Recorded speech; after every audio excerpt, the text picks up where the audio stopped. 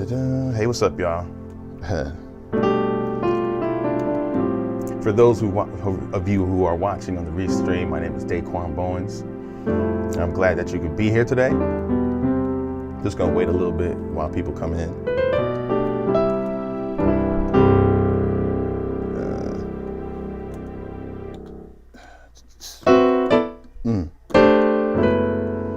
Hey, what's up, y'all? Let me know what the volume is like. If I'm too loud, I can bring things down. If I need to come up, let me know. Subscribe to me for no reason. What's up? Tino Tinda? Hey, what's up? Mike, what's up? What's up? Where y'all tuning in from? You know I gotta ask.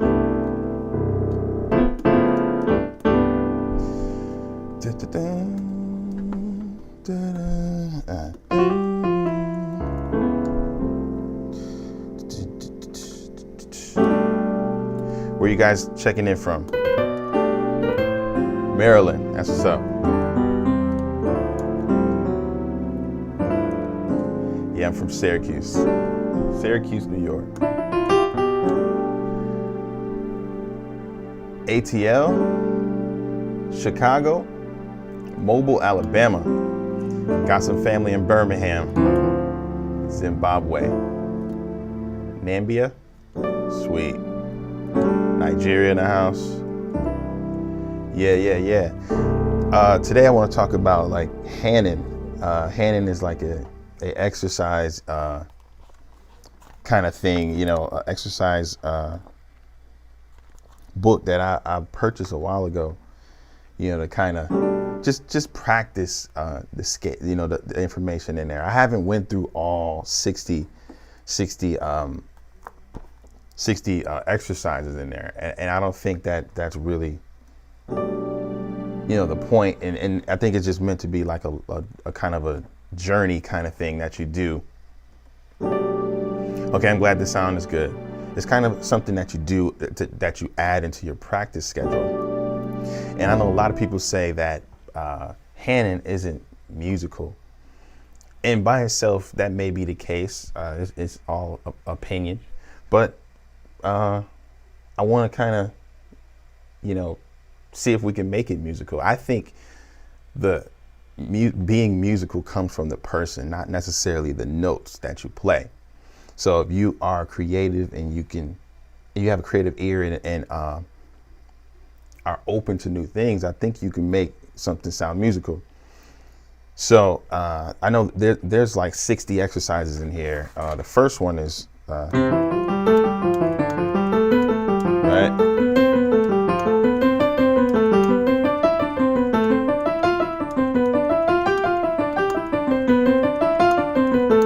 I got the paper in the way. Oh.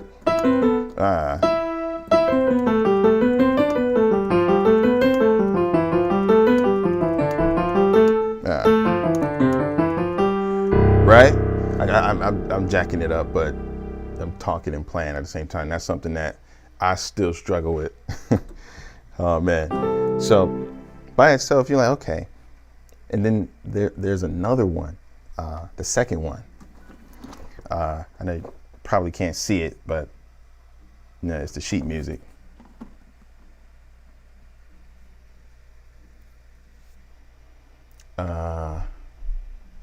Yeah, so the second one is right.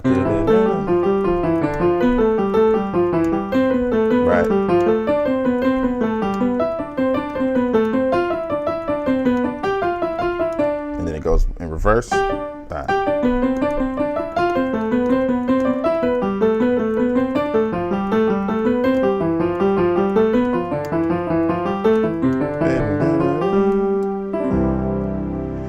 Yeah, so that's the second one. This is the Hanon book.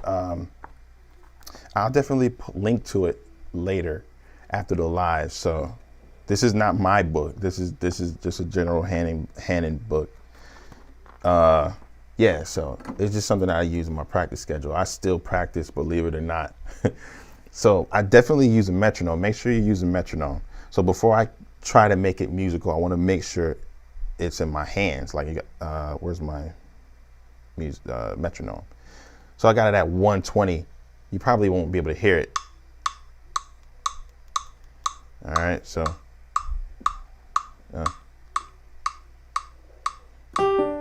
So maybe slow down. No,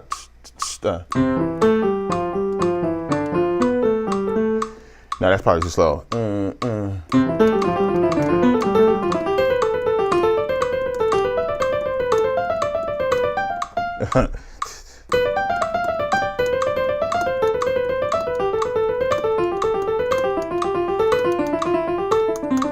I'm about to get distracted.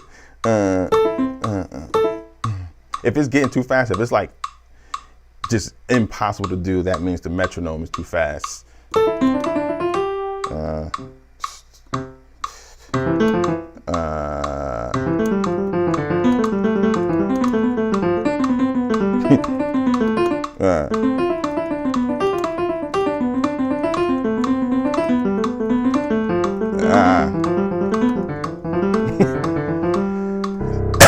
Excuse me. I lost it. So let's I just wanted to show you guys how you practice this stuff. And excuse me, hold on. Excuse me. I don't have the Rona. Let's put that out there. All right, so I might take it, right? Take a couple of them. Yo, my hands, man. It's hard, man. So I might take a couple of them. So basically, the second Hanon exercise, it says, when this exercise is mastered, recommence the preceding one and play both together 4 times without interruption. The fingers will gain considerably by practicing these exercises and those following in this way. So this is meant to practice 1 through 60 all the way through, but this second one is built off chords, like a first inversion chord. So so we're in a key of C, right? We have the A minor in first inversion, which means the third is in the bass or the root. So, and then it goes to the 7th scale degree, which is a diminished, B diminished, goes to the 1, 2, 3, 4, 5. So what I do is take the 4 and 5 position and play them descending. Put some strings on there.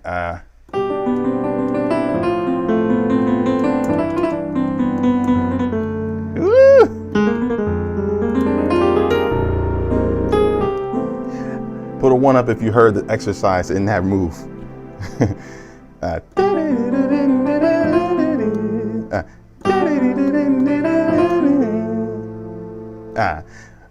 What up, fam? Yeah, ask me something, Mike.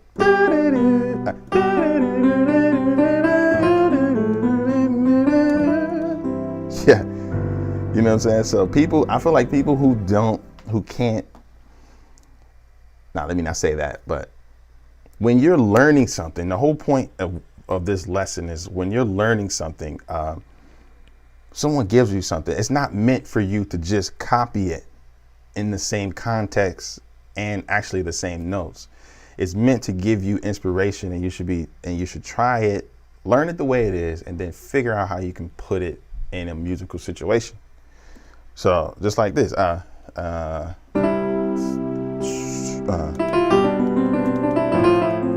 what I'm saying? I don't know.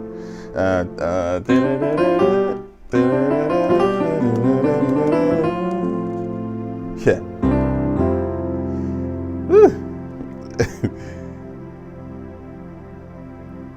You know what I'm saying? So learn it, then forget about that. Yo, facts.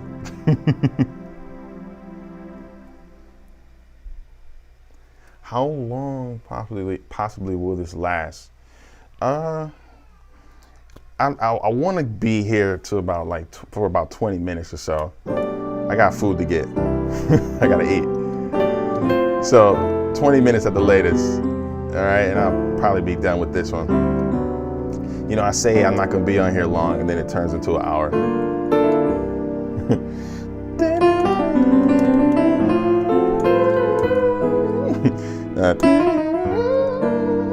You know what I'm saying?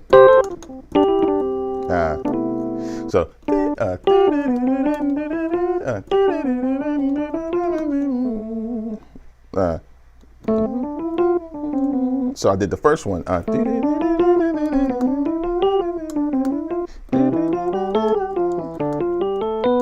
Right. So the first one. Let's go over the first one. It's basically the first first 6 notes of the major scale.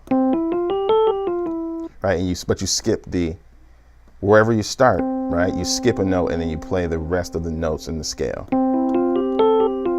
And then when you descend, you'll start on the next scale degree, and you just keep that pattern. So, oh yeah. Text me about the Nord. Yep. So what I did was incorporated both of them. So I did a descending one of the second Hanon.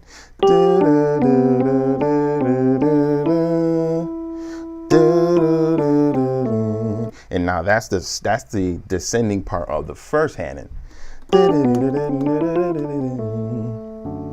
Yeah. Just turn that into a run or a riff, whatever you want to call it. So, and what I did was land on that flat 5, which is actually a major 2 chord, right? The 2 is normally minor. We're in the key of C. But instead of making it D minor, I made it D major and play it in first inversion with like a drop 2 situation. F sharp, D, A. All right, so here once again, let me make sure I got this right. Because that's the reason why a lot of us aren't successful. We don't know how to take the information that's given to us, like all the 160 something videos on my YouTube channel, and you don't know how to put them in because you don't practice properly. Like basically you're watching me practice on live right now. Okay, so once again, the first exercise is this. Let me move this out the way.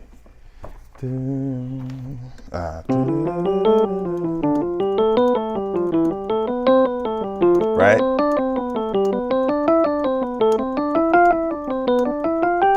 And reverse it.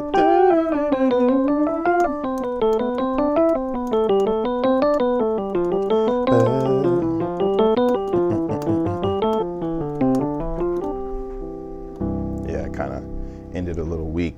Then the second one is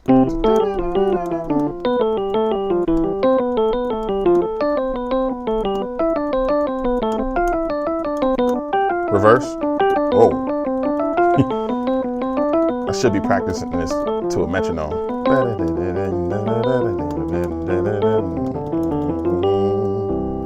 Now let's see if we're gonna combine them. Like, yeah, 29 for 29 per month. All right, you see that little ticker thing scrolling up top of the screen. I have an academy that I'm gonna be launching on my birthday, August 8th. You know, all the courses that I have and that I'm going to be creating in the future you'll be able to stream them on demand through a subscription. My courses, exclusive lessons. I'll give you guys access to my MIDI catalog from YouTube. We'll have like monthly get-togethers, group sessions, hot seats, you know, put you on the spot, you know, figure out ways how you can improve, things like that.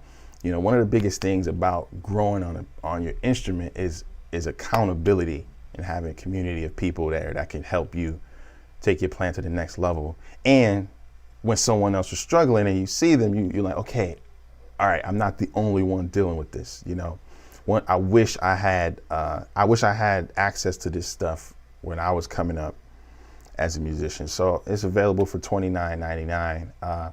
It's free to sign up to the Academy, DB Music Academy. All you got to do is just hit the link in the description and you can join. You can create an account. So no pressure. I'm gonna have like a lot of the information on there now is for like intermediate, late intermediate, early advanced kind of stuff, but I'm creating stuff for beginners as well. So, and remember, there's more to it than just the on-demand stuff. It's community engagement, things like that. And, you know, that's pretty much it for now. You know, as things grow, as I get feedback from you guys, you know, then it'll go to the next level. So I just wanted to offer something more affordable to people because, you know, these courses can get expensive. So I appreciate y'all support, or even on YouTube, you know, watching all my videos. You guys are the reason why I'm able to create stuff like this. So I appreciate y'all being in the building, whether you buy something or not. For real, for real. Let me see what people have to say. If you guys got any questions, agreed. The info is there, but it's just structuring it to make it make sense. That's a fact. So there's no face on this, but I mean, think about it. We have access to information on our phone, right? For free.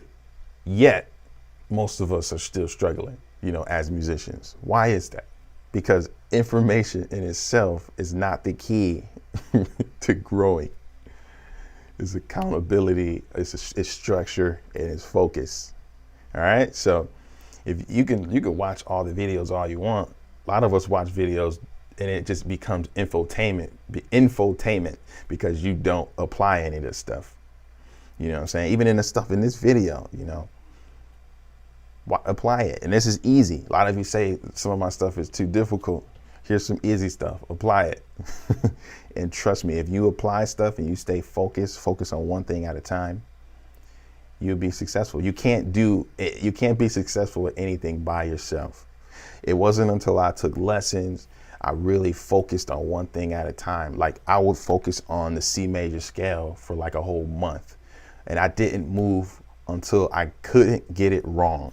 Then I move on. You know, everybody want the results, but don't want to go through the ranks, go through the process of being trash, being all right, being dope, and then being phenomenal. You know what I'm saying? Like it's a journey. Y'all don't see the time when I was getting kicked off of the instruments, when nobody wanted to hire me for gigs, none of that stuff.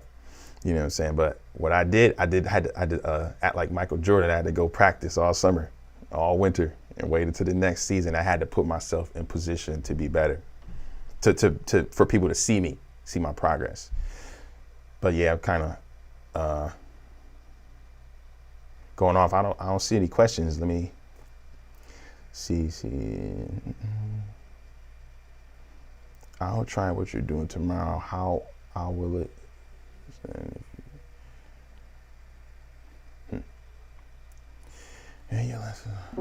France in the house. Nathan, thank you, man. Thank you for the birthday shout out, Mike. Tino Tinda, I think I said it right. Yeah, I'm preaching whether they saying amen or not. Oh man.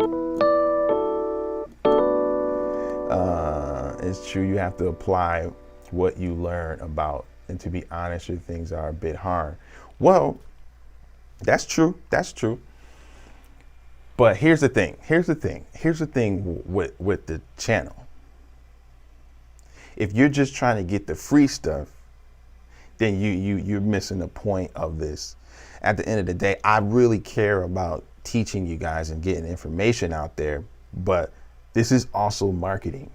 You know what I'm saying, as well. You have to understand, like I have to play the game of YouTube. If I'm putting a major scale videos, y'all ain't gonna watch them. People ain't gonna watch them. Case in point, the video I did an experiment on my channel this July, and my views were down this month because I purposely didn't put out the kind of videos that I know people would click on. And because of that, the views went down, but I knew that was going to happen.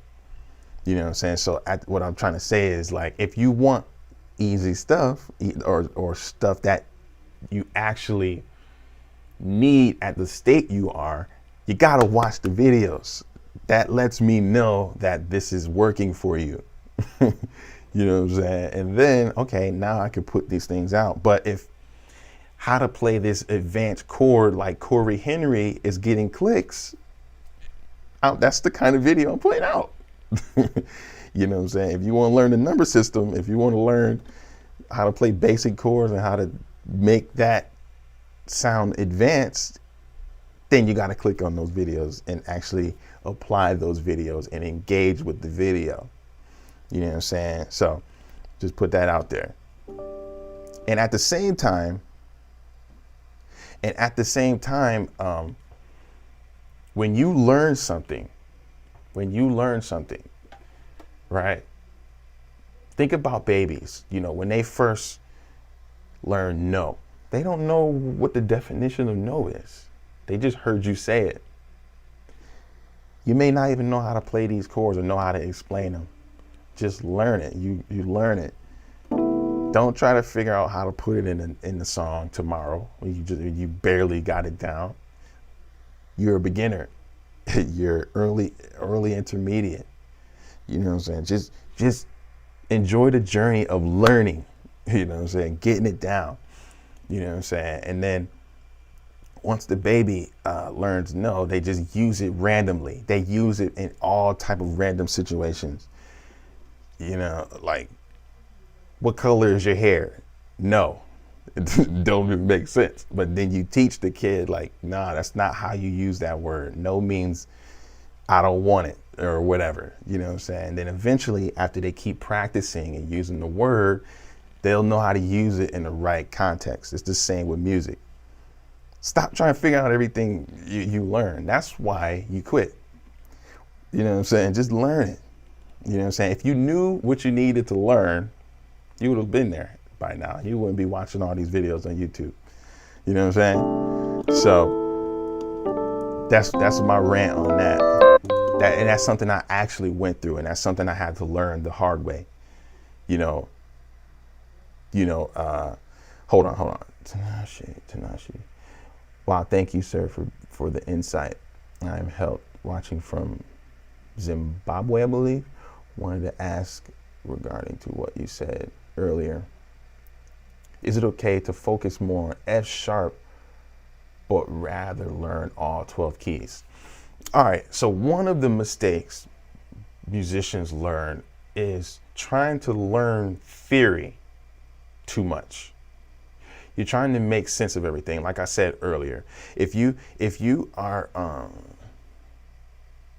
like, theory isn't meant to be fun. You know what I'm saying? It's not fun. It's not fun to watch. It's not fun to listen to. It's not fun to learn. But it's needed to get to the fun stuff. Music is a language.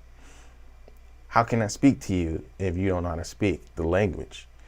You know what I'm saying? We laugh at people for being illiterate in the English language and stuff like that, but yet we have illiterate musicians and we're supposed to just be okay with that.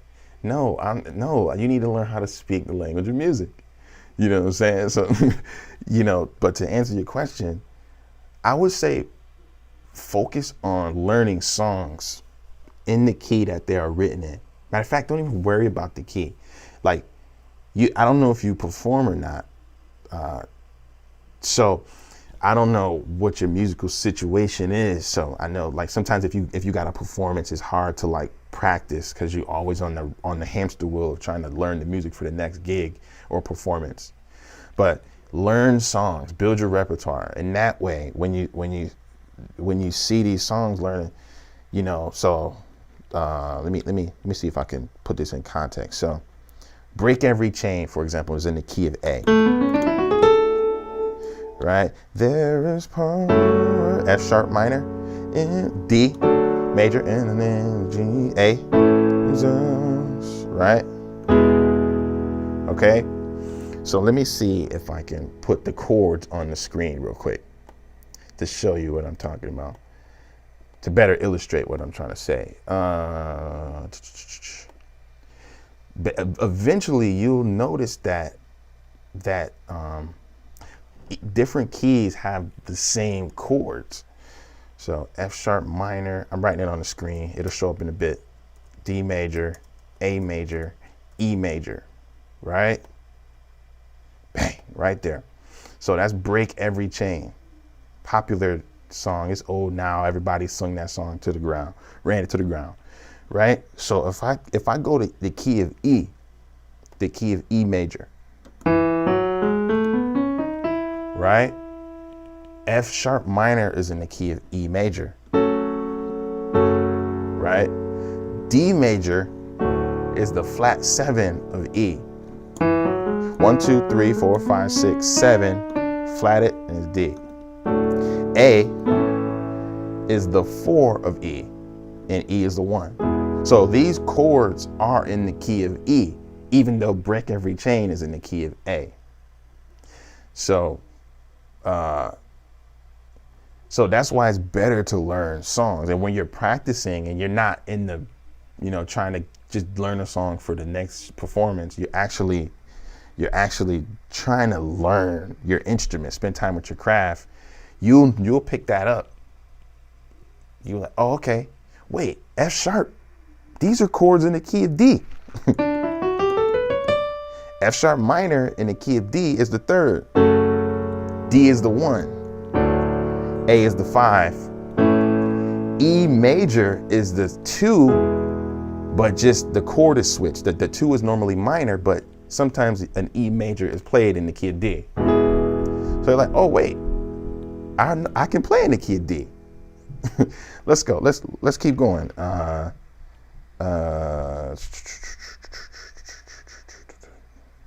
Let's go to G. Right? A lot of these chords are in the key. So F sharp minor will be the 7, right? But in the key of G, there is no C sharp, so it'd be a diminished chord. But you can get away with playing a regular F sharp minor in the key of G under the right context. But the D is the 5 in the key of G. A is the 2 but major, and then E is the 6 but major. The A and E in the key of G is normally minor. But as you can see, we can go on with this all day, but those chords are a lot of these chords are similar. Like if you play in one key, you play in the next. On top of playing the scales, like your scales should be a part of your practice regimen. I don't care how dope you are, how great you are as a musician, you should always play scales. You know what I'm saying? So and just like with the Hanon exercise, it'll help. Woo!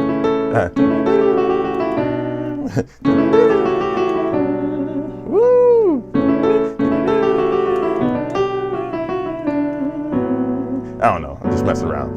But yeah, you're one of the YouTube goats. I appreciate that. I'm still kind of new to the YouTube scene, 2.5 years. So that's a big deal. I appreciate that. Yeah, let me X that out. So let me see, who else got anything to say? And once again, if you're just now tuning in, DB Music Academy is my new academy that I'll be launching on August 8th. That's my birthday. I'll be providing on-demand courses and tutorials, lessons, and things like that, at a much more affordable rate than my courses are if you buy them standalone, which you can still buy them standalone, but for $29.99 a month, you get access to, the courses, community, on-demand lessons, and it'll be just a whole bunch of stuff like, the bread and butter stuff that all memberships have, but, more community-based. And I'll be adding courses every month, adding things like that. Hot seats, accountability is real big as far as community, and it will definitely be there. And you'll have more access to me on a one-on-one level as well, especially through the community part of it. So, if you like what I'm doing on YouTube, it'll be that over in the community, but like 10 times better, One thing about this, like I was saying earlier, information is free. You can find the information anywhere. But if it was just about information, we all would be killing. We all would be killing. We would all be next level. But it's more than that. It's obviously something else. It's accountability, it's work ethic, it's focus and structure. So that will definitely happen inside the academy. So, and once again, it's free to sign up. So no pressure to to join the community, but the school is, the academy is free. So, and I'll definitely be throwing some free courses and things out there for all of you too. You know, I try to make it as affordable as possible. You know, things are going as crazy right now all over the globe. So I'm trying to beat nobody in the head. So yeah, Connecticut, people in Connecticut in the house, South Africa. How do I learn from my own? Hold up. Hey sir, watching from South Africa. This is, how do I learn from my own gospel second key melodies? I don't really understand your question.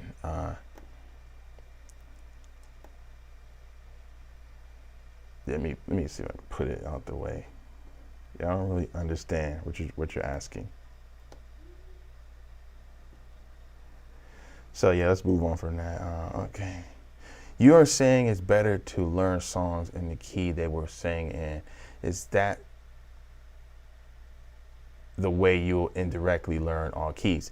Mike, yes it is. Yes it is. Because the crazy thing is, it's more fun to learn songs than it is to learn scales. So you're making it easy for yourself. I like that logo, by the way. It's more it's easier to learn the scales that way. You're not, just like when we're learning the alphabet, the musical alphabet, we don't learn it A, B, C, D, E, F, G. Which is A, B, C, D, F, G, H, I, J,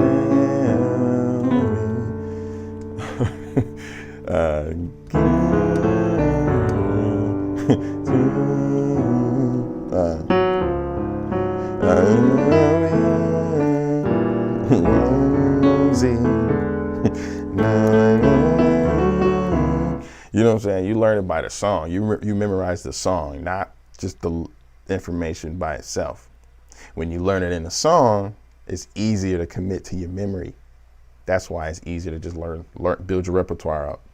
Don't try to slide joints to the key you killing in. Learn it in the key that it's played in. And if you play in church, just take the L, take the loss, and start playing in the key you're trashing. If you suck at A,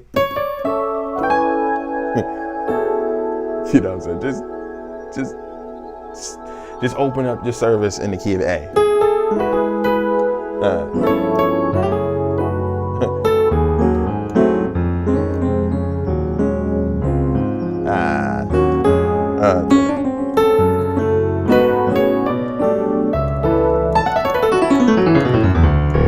You know what I'm saying?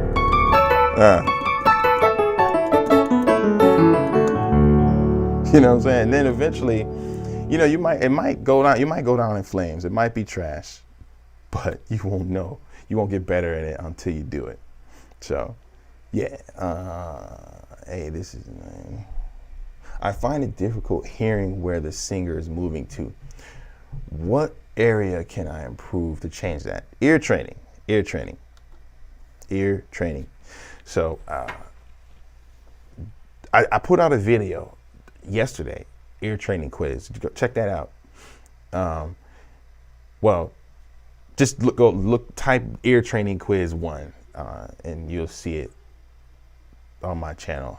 So just check that and just try to figure out those answers, the answers to the ear training quiz. It's about intervals, the distance between two notes.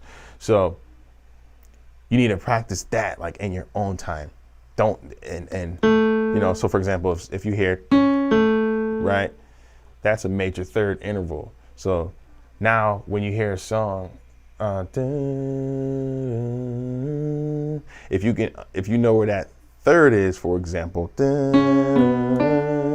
you'll know what the surrounding notes are around it, and then that'll help you follow the singer better. Also, certain genres of music have certain chord changes that are what are called stylistic elements of that genre. Like blues is 1-4-5, so 9 times out of 10, if you're in a key of A, you're going to the 4, D.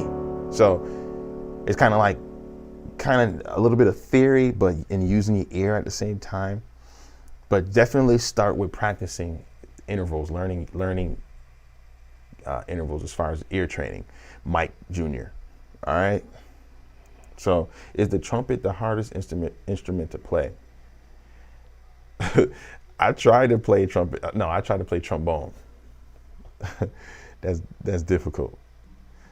Like, it's a very difficult instrument because, like, the valve, the slide, I don't really know the proper name of it. You got brass instruments, like you have the buzz, like something like that. I don't even play like that. So, and you have to constantly buzz, and then you use your mouth. I think it's called embouchure or something like that, and then you change the position, and that creates different pitches or harmonics within it. While you slide, each position has, like, I think it's 7 positions on trombone, and then each position has like 4 different notes. But the notes are created through your mouth. I believe that's how it's done, and that's the same with all brass instruments. So, in some form or fashion. So trumpet, like, I know trombone, the opening of your mouth is wider, but the trumpet is like really tight. So I don't know. I have to ask some horn players, friends of mine, and see. I think the trumpet is hard. I don't know. I made that logo myself, though. I'm good in that. Yo, hold up.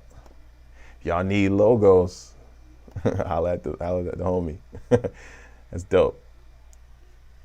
Yeah, man. Cool. How can I buy some? My name is Ezekiel from Nigeria, and please, how can I buy some trial format? I don't know what you mean, man. Ezekiel, clear that up a little bit.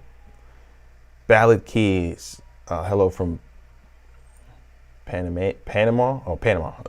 Love your content. From the first time I saw it, very consistent. I appreciate that so much.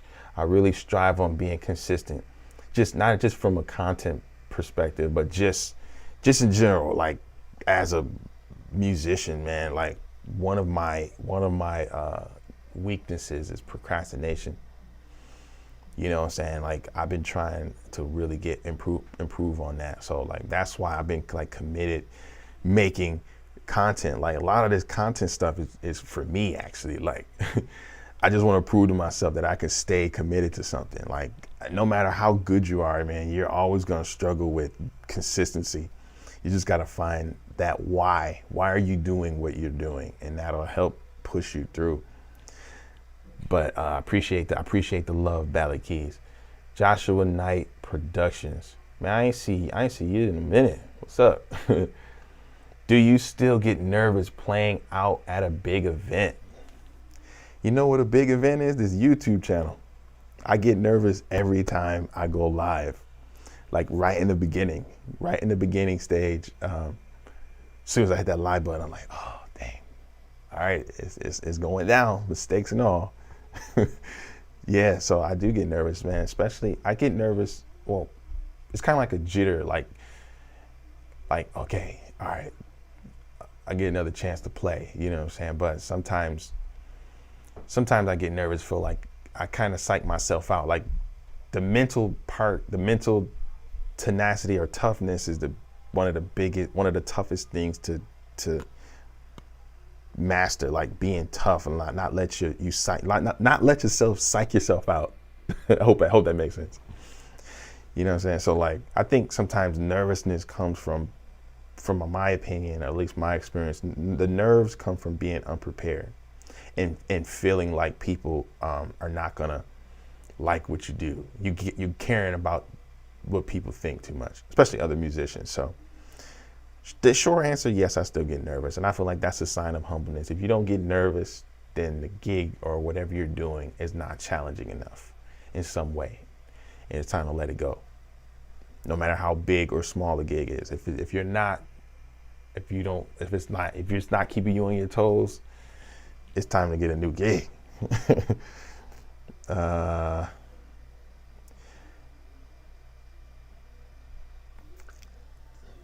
Most people who don't get nervous are very comfortable in what they're doing. What are modes and why are they important? How do you use them? I have read on modes, but I still don't understand how they work in the context of playing a song. Modes are, to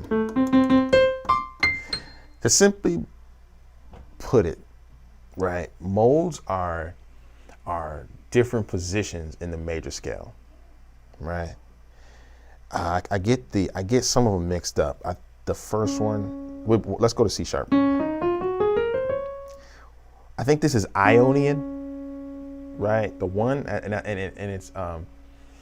it's just the major scale, regular do re mi fa sol la ti do, right?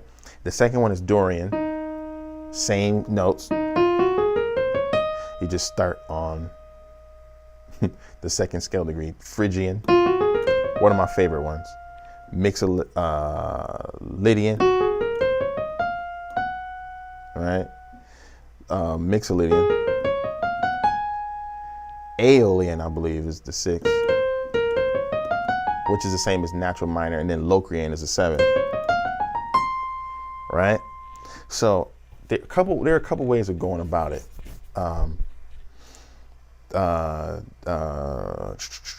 So if you know the chords in the scale, right, the 1 is a major. You play the first mode, which is a major, Ionian, I believe. And you just kind of, I just use them as soloing. But that's just the major scale. And then the 2 is Dorian, right? A very popular scale. It's a raised 6 of a natural minor scale. Right?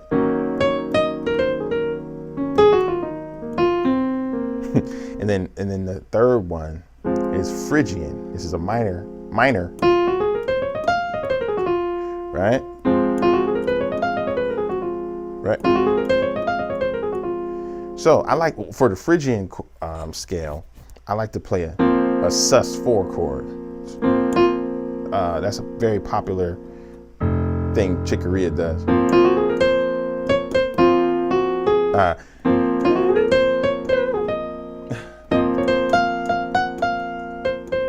Yeah, you know, just fumbled around. And then the 4 was Lydian with that sharp 4. So I like to play a Lydian triad. That's a Lydian triad. 1 flat 5, or 1 sharp 4, I should say.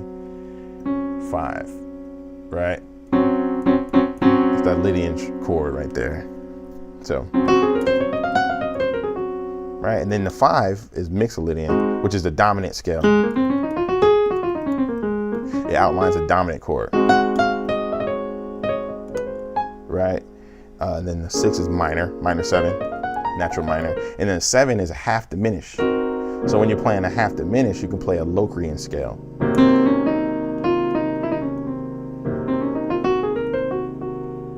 Right?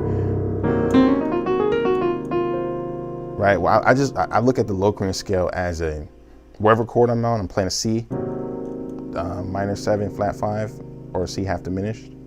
I'll go a half step up to C sharp and play a major scale.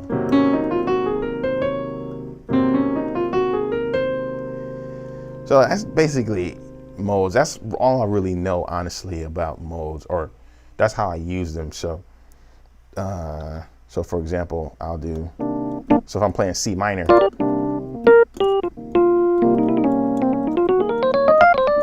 I'll do like a C Locrian, or a C Locrian, which is a C sharp major scale. Right.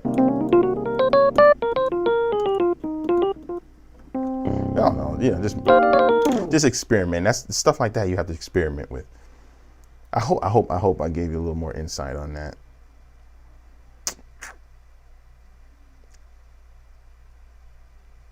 I have to be a student with that and learn a little more about the modes and how people use them. I really, it's all a major scale to me, and just in a different position. I need to know if there are some basic chord harmony exercises. Yeah, play in all the scales. Play the chords in the scale degree of the scale.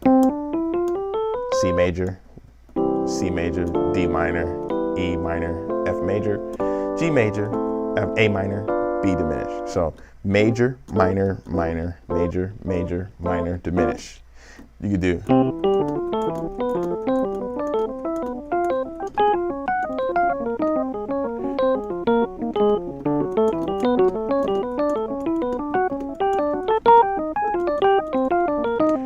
So I'm ascending on certain scales and chromatic, and then descending on the next.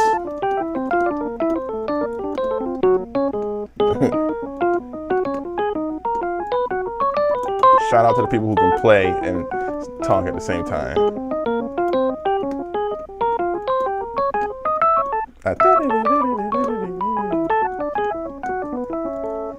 Getting tired, getting rusty. Oh.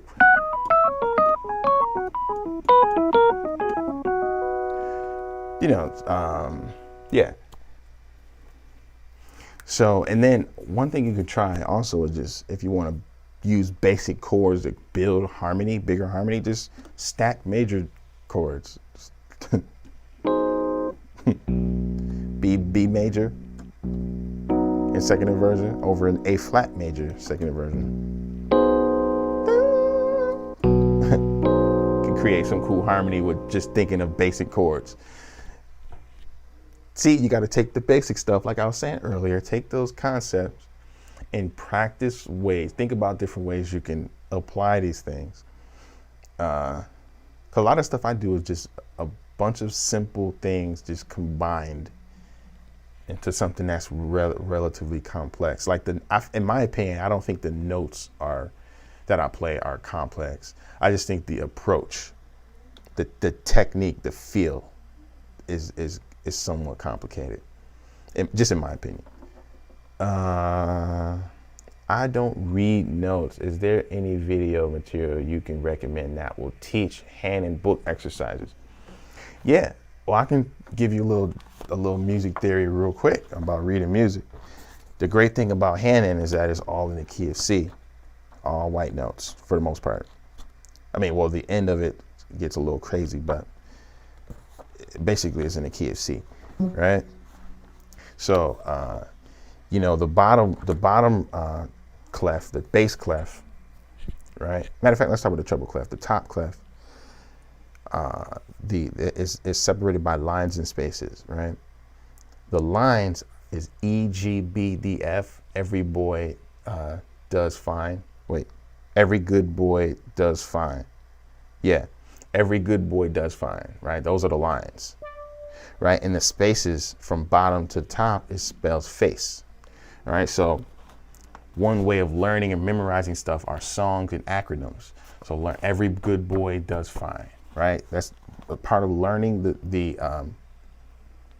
learning sheet music is just really learning what the notes are on the staff. And then for the bass clef, it's good boys do fine always. That's the lines. It's similar to the top. And then A, C, E, G, all cows eat grass, right? Okay, so if you can remember those acronyms, you can be able to read music, right? And then, let me see if I can, see, this thing is, right? So let me see if I can point to it. Crap. These are all 16th notes, right? So the staff right here has those two lines. That's a 16th note. If it had one, it would be an 8th note, right? And then the note that's shaded in is a quarter note, and in the circle with the stem or whatever is a half note, and then just the circle that's not shaded in is a quarter note. And so a half note, a quarter note gets one beat. 1, 2, 3, 4. That's quarter notes, and then half note is every 2 beats. 1, 2, 3, 4, and then the whole note is the 4 beats. 1, 2, 3, 4. Right? And if you and when you're just learn, if you, that's basically how you can learn the basics of sheet reading music. So I'll just keep it there because there's a lot to learn about sheet music. And also, if you're trying to learn sheet music, it's a good tool to learn. But if at the end of the day, you could just go on YouTube or something and you can find and listen to it, and then look at the paper as you go, and that'll kind of show you, oh, okay, that's what that is, and then that'll kind of help you learn as well. So, yeah. I want to make a logo for your birthday. Sweet, if you make a logo for DB Music Academy, that would be awesome. That'd be awesome. You can send it to, hold up, man. Let me put it on the screen, my email, staff@daquanbowens.com. If you want to send me something, that'd be cool. I appreciate that, man, for real. DB Music Academy. Yeah, I appreciate that. I need some piano lesson material, I think. Take a lesson. Go to my website, man. Schedule a lesson. How do you know how to give the right key for a singer or on some hymn songs? Yo, that's a great question. So hymns, I feel like F is a good key to do hymns for like the whole congregation. It's like kind of in the middle.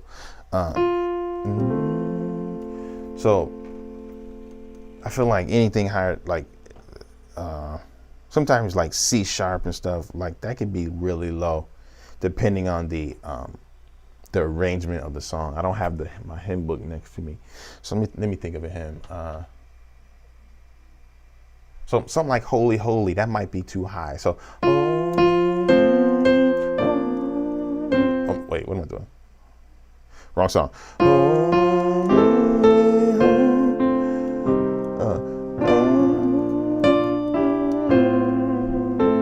And then now it's getting real high.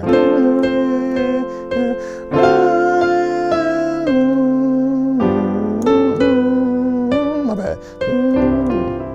So I feel like you got to think of who's in the congregation. So like, not just who's singing it. Like, all right, if you're doing it with the congregation, F might be too high for Holy, Holy. You got to know the song and know how many octaves the melody jumps. So Holy, Holy, I think it is written in the key of E flat. So I think they're written in those keys intentionally. So Holy, Holy.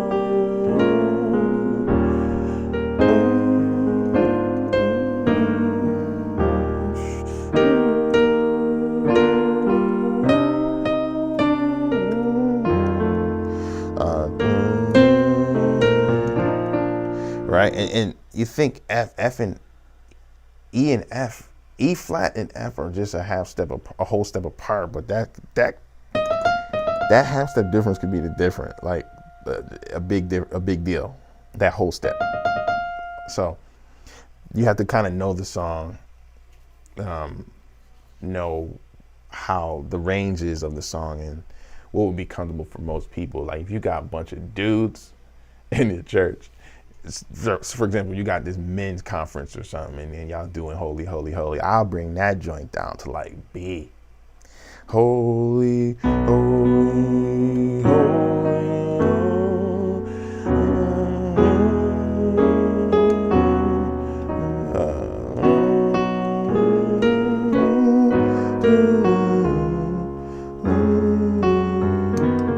You know what I'm saying? It just depends on the gender, and you got some singers in your church, then you could play it any key you want. But yeah, I hope that gave you somewhat of a good answer. So I would stick to about D major, F. You're doing songs with the congregation in it.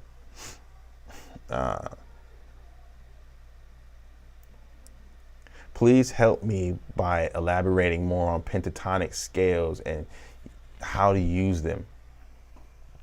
So pentatonic scale is basically a major scale without the 4 and the 7. 1, 2, 3. So put my hands down, take out the F, B. Right? Let me see what I can do.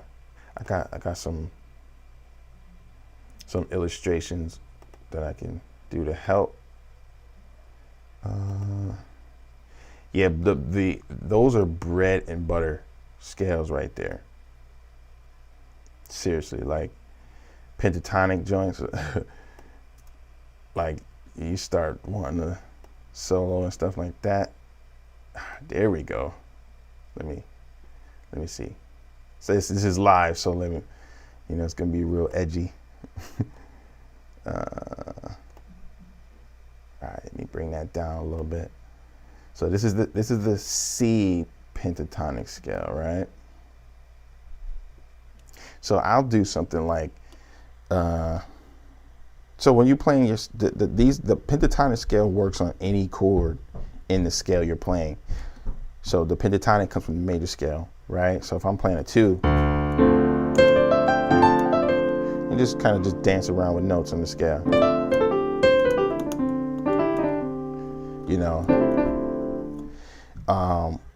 Sometimes I'll say if I'm playing the C major, right, and I'm trying to go to an E, I'll see if I can get to an E pentatonic from the C pentatonic.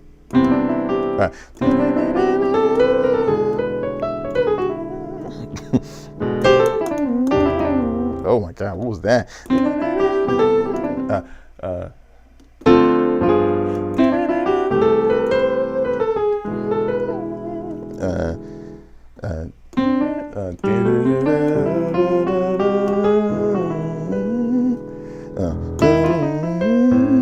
Right, let me see if I can just go to a solo, some type of lead sound, right?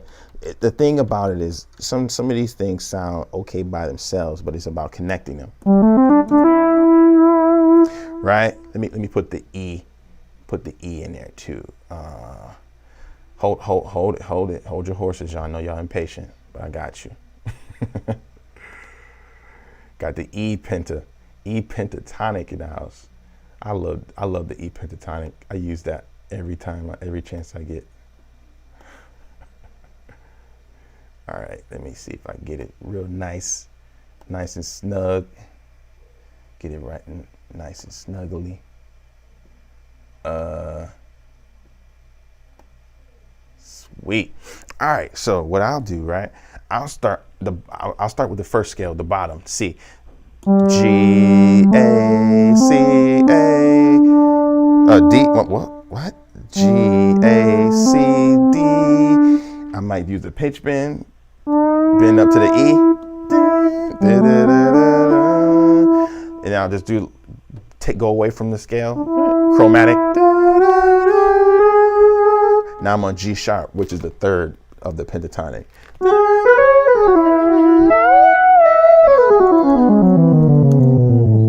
And I'll just dance my way back into the C pentatonic.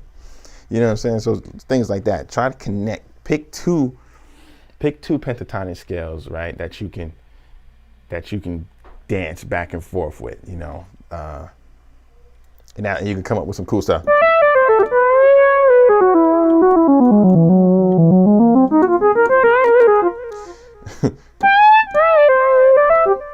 You know what I'm saying? So 5, 6, 1, 2, 3, 4, up, 5, 3. Now we're in E. 5, 6, 2, 1.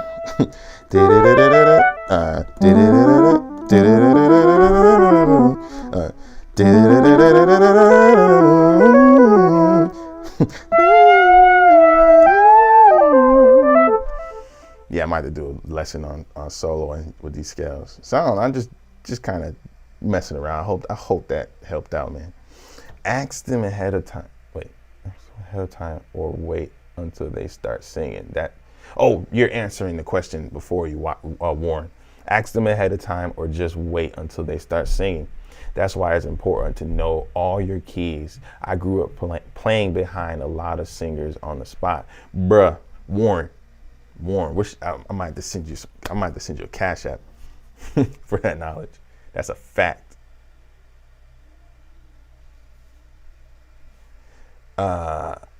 Thank you, Ezekiel, man. Lower tunes in the house. Can't read sheet. Yeah, man. Sheet music is insane. It's just different. It's different. Most people who read sheet music be like, yo, y'all play by ear? That's next level. Hugs from Brazil. What's up, Brazil? Okay, brother. Can you play me Alpha and Omega song with advanced chords?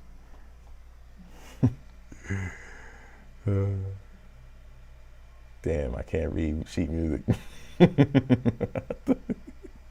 I think our ears help us a lot because they don't like to hear terrible chords.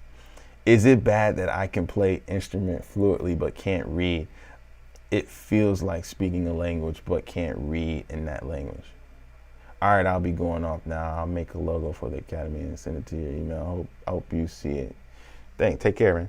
Yeah, but no, it's not bad that you can play an instrument fluently but can't read. There are tons of musicians that don't know how to read. And actually, some of the best musicians in the world don't know how to read. But here's the thing. There's knowing how to read sheet music and knowing how to sight read sheet music. Two different things. And I'll say this, might call it a day. So like reading music is like, okay, all right, that's F sharp. You know what I'm saying? Okay, I see 3 sharps in the key signature, so that means we're in A, right? So every time I see F on the staff, it's F sharp instead of F natural because we're in the key of A, for example. Like that's reading music, knowing what's going on, being able to just put it on a chart and on a stand and just read it. That's sight reading. That's a whole nother level, and that's something you just gotta stay on. Like I suck at sight reading, so I try to practice that stuff. Matter of fact, I'll say this thing and I'll bounce. It's better to need it and not use it than wait. What's the saying? Y'all know the saying. It's better to have it and not need it than to need it and not have it. Cause I had this opportunity one time.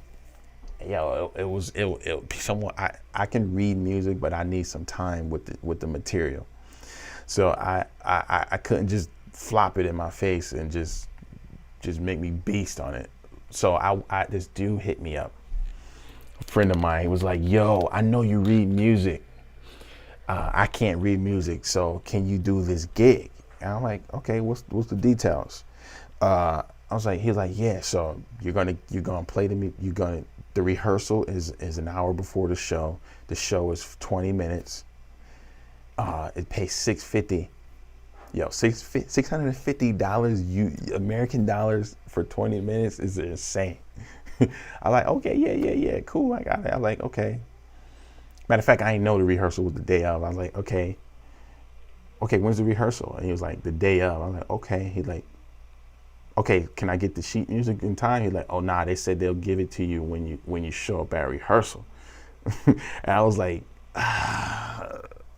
should I risk taking the gig and then risk being embarrassed and flopping on the gig and then ruining my rep? I was like, nah, I'm about to pass on this gig.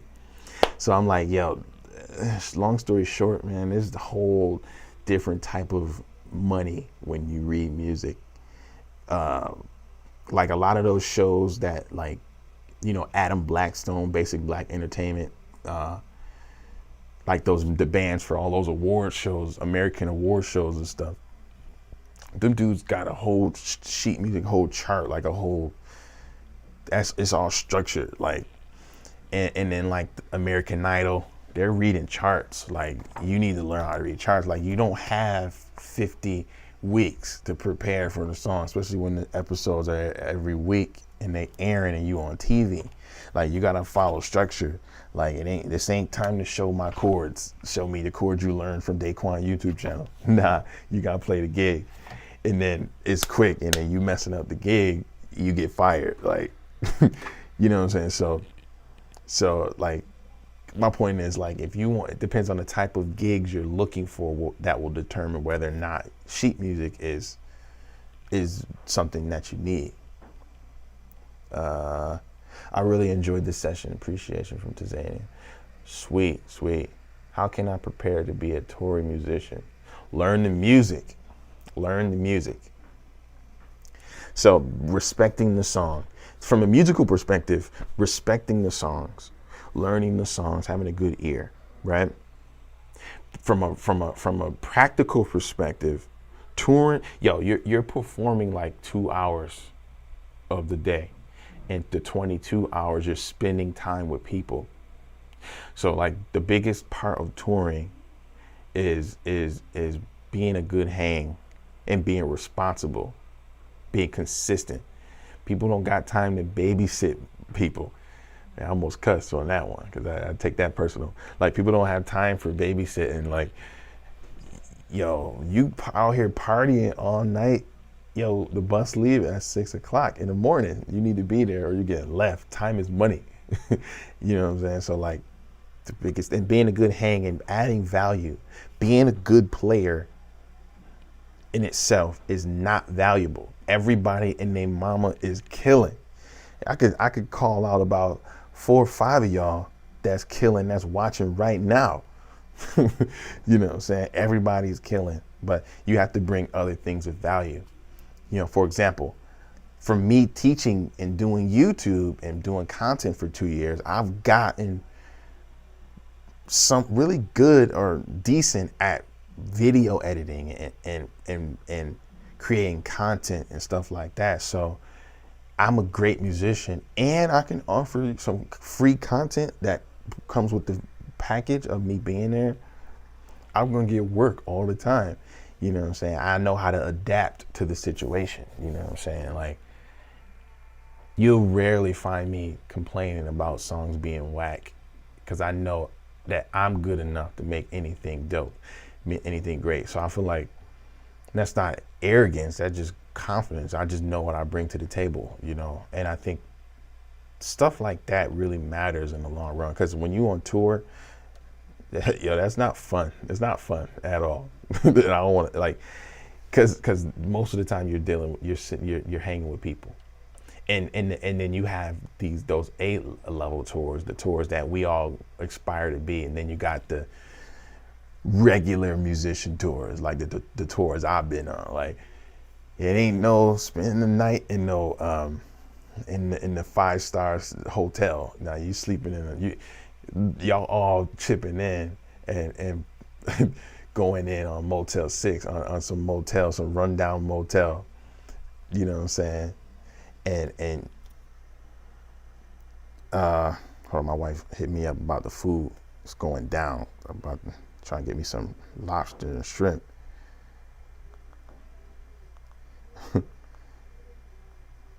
All right, talking to my wife. When she calls, you got to answer. That's another tip for musicians who marry. You know what I'm saying? That when your family is good, you good. You can conquer the world. But yeah, the touring, like, most of it is just like dealing with people, man, and it's rough. And a lot of tours you're using it to build your name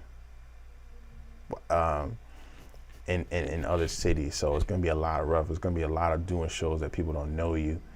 You know what I'm saying? Those big A-list tours that plan for, like, Ariana Grande, Beyonce, man, those are damn near impossible. So it's kind of, I wouldn't shoot for that. I would treat the gig you're on, treat the level you're on now like Madison Square Garden. Like, this is the best gig on earth. People gonna notice that. and then they're gonna see you, and then they're gonna call you from other gigs. Yo, I treat this YouTube like I'm playing in the NBA Finals, Game 7. You know what I'm saying? Like, because I already know, like, people watch. Like, I handle this stuff. You know what I'm saying? Nobody knows me, and then as things grow, you know what I'm saying, people gonna see day one, like, yo, he started from nothing, and he literally built his own thing by being consistent, showing up every day. You know what I'm saying? I know I kind of went off, but I hope that helps somebody. Abraham, please answer me, please. What's your question? Where you at? How can I build myself as an auxiliary pianist? Well, one, you can take a lesson with me, private lesson. I'll take care of that, no problem. But to give you a little quick answer now, learn the other parts in the song. If you want to be auxiliary piano, like when you're musicians in general, everyone is an auxiliary. If you thinking about it in a way, like we should be trying to serve the song and reproduce the song. To me, there's no such thing as mains and aux players. Some songs require 2 keyboard players, some songs don't. Some songs require 3 keyboard players, some songs don't. If I'm playing EDM or electronic music, my main line are synths. Piano is like a secondary instrument in pop and stuff like that. So it's not about playing mains and just going in. Nah, let's squash that. So for example, you might be playing a song that just have piano in it, right? But there are horn lines in that song. But those horn lines are like signature stuff that you need for people to really resonate with that song. Like, okay, that's that song. Learn those horn lines, especially if there's no horn player. Your job, auxiliary, utility, essential but not needed. Like, I think that's the term. I think that's the definition of auxiliary. Like, it's important, it's cool, but we could do it without you. But we can get the basics done with the basics. But like, if you come in, you adding that sprinkle on top to make it sound like the record. So if there's some lines in there that like, okay, that stands out as an important line, learn those. Sometimes it's a guitar patch. Sometimes it's a horn patch. Sometimes it's a pad. Sometimes it's piano. Sometimes it's playing bass, you know what I'm saying, on keys. Like, you know, that's when you can't think like a pianist. Auxiliary pianists don't mix. Keyboardists, we play keyboards, not piano. When you're a keyboardist, you have more flexibility. You have to play what's needed. All right. So let me answer a couple more things, and we're gonna call it a day for real. Why are scales similar to each other? Scales are similar to each other because they are all related to the major scale. Major scale is the foundation. Everything is an alteration of the major scale. All right. So that's it. If you want to learn more about that, schedule a lesson. Hey, I love everything you do. Your videos are exactly for me. Good vibes. Appreciate it. Why do musicians buy expensive keyboards like Kronos, Nord, and use them with software like Keyscape? Yo, what's the point of buying an expensive keyboard if you're not going to? Oh my mother, yo. Oh, and you got the dope picture, bro. This is, I traded my Nord because of this. Why do musicians buy expensive keyboards like the Kronos? No, let me put that back. That went off too quick. And use them with software like Keyscape. What's the point of buying an expensive keyboard if you're not going to use the sounds from the board? See, people buy these boards for clout. Clout culture is a thing. And musicians, man, we care more about clout instead of actually making money and being successful with our instrument. And that's the stupidest thing ever. You know what I'm saying? We want to get the Nord so we can post the picture on Instagram so we can act like we got money, or, you know what I'm saying, we want to be a part of the Jones, because, you know, everybody on the Nord wave now. you know, I had Nord before Nord was popular, you know what I'm saying, within the gospel area. But, you know, I got rid of it because I got a deal that I couldn't let up. But that's stupid, man. Like, and I only used Royal Grand 3D. That was the piano I used from the Nord, and then like, yeah, guys, this is rubbing me the wrong way. Talking like, what does that mean? What does that mean? Yo, it's so funny, man. Like the Nord only has, I only use like one board from that. I mean, one sound from that. The Royal Grand 3D. For the Rhodes, it was like the Mark 1 or something like that. I would use the clavs when I was playing my funk gigs. And then I would use the Hammond, and that's it, yo. But the Nord has way, like, so much sounds on it. And you said, why I'm talking like a white person. What does that even mean? What does that even mean? You know what I'm saying? I have to speak a certain way on here because this is a professional place. Come on, man, some of the stupid stuff. Please answer, please. Someone told gear porn. It's gear porn. Gear porn. Like gear porn. Like that's all it is. Like it's stupid. And the funny thing is that these software sound way better than the hardware. Like I'm actually John Mike, the homie John Mike, just went completely software like a few years ago, and I was against that, you know. Now I'm thinking about doing it like 100%. I only use software anyway. Like you should probably post that under some of these people's statuses who got Nord and then they just MIDI it up to Keyscape. That's the dumbest thing ever. I need some material for lessons. Yo, I have 170 something videos on YouTube. What do you mean you need materials? Go watch them. Go watch my other videos. Ezekiel, what's your skill level? Come on, man. Like,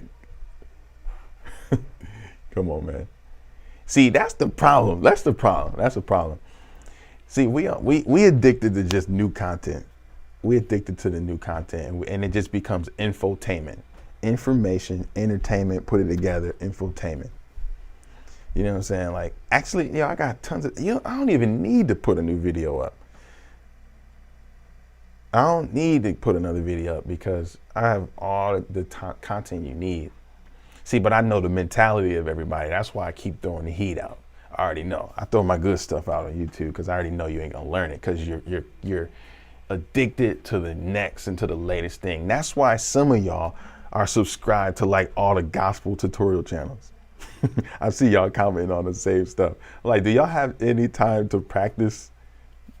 No, because you're watching everything. No, apply some of my videos, man. I got some heat, man. Just watch some of that. You be good. And if you want to take it to the next level, just go get a lesson. You see the ticker scrolling across the screen. Yeah, we family, man. Yep. But boys get trapped in software, but don't have the RAM. They try to run Keyscape on a Mac Air. Mac.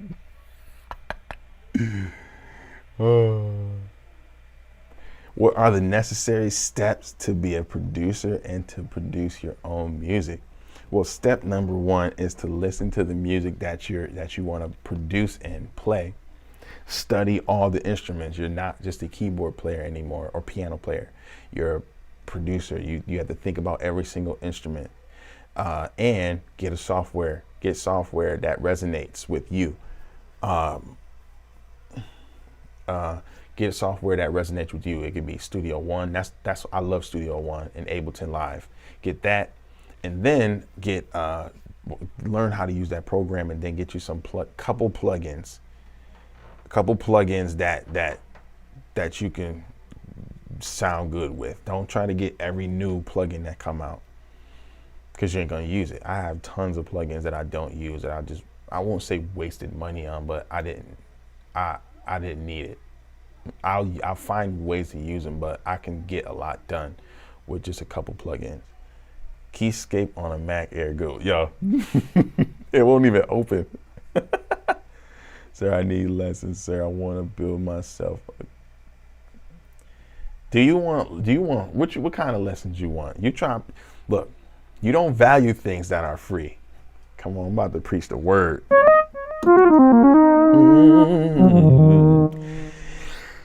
Yo, I got to bounce. My wife gonna call me again.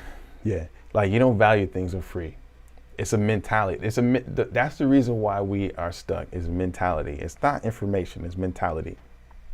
I have all these resources on YouTube, 170 something videos. And frankly, I'm tired of making the same kind of videos. But you know, I gotta play the YouTube game. If you're gonna click on the advanced gospel tutorial, I gotta keep making advanced gospel tutorials. But that's not gonna make you better. You know what I'm saying? Especially when you have the mentality of being on the next best thing, like the next video. You know what I'm saying? But you don't actually implement anything. So if you want to be a good keyboardist, put some money on it. And I'm not trying to say this just to get some bread, get some cash from you. I'm dead serious. Like, put some cash on it, put some money on it. Money make you work, make you more accountable to completing the task. You know what I'm saying? That's why a lot of times reason people charge so much for courses. The information, it's not necessarily the information, it's that when you charge higher prices, you're going to attract higher quality clients. And those people are more likely going to pay the money, and they're high quality students who's going to actually put the work in. You know what I'm saying? So my point is, if you put money on something, it's going to encourage you to get that thing done. YouTube only going to take you so far. And I'm saying that as a YouTuber. Yeah, so I got tons of lessons for that. And if you can't find it, put some money on it.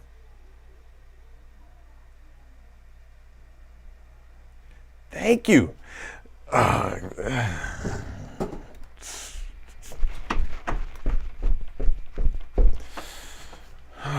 you got shouting for the first time in my life. Come on, Doc. Man, you're being cheap. You buy cheap, you buy twice. Oh, shut that my sheet. You buy cheap, you buy twice. It's a good saying. My friend Mothers used to say that. God rest her soul. How to practice or to organize. Spend time with your instrument. How to practice or to organize, to memorize different voicings. Spend time with your instruments. Learn the simple stuff. I have a new course that I just dropped. I low key dropped it. It's called Voicing Techniques. Go to my website. Click on the link in the bio, in the description, and it'll send you there.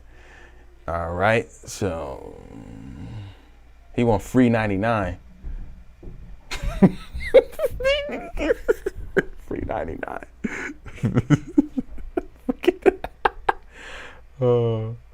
What's really the easiest way to make stems for your church or gig if you don't have it? If you haven't done it before. The best, easiest way to make stems for your church is to pull out your wallet and go buy some stems. If it's a productivity issue, just go buy them from people who already made it. And if you can't do that, and if you want to get on, like, learn the experience of building stems, go start with adding only what you need, what's only missing. So if you just got keys, drum, and bass, you don't need to be putting the orchestra hits and stabs and all that, because it's going to be a big difference. Like when those instruments ain't there, you know what I'm saying? Only put what you need in the tracks and play with everything else live. This track culture is getting out of hand. Like, you got these scrubs sounding like Corey Henry out here because of tracks. Preach, sir. Come on, bro. I preach the word. What up, Lewis? Please do a video on how to improvise with modes and related to chords. I kind of dibbled and dabbled with it earlier in this video. Watch it, but I'll consider that.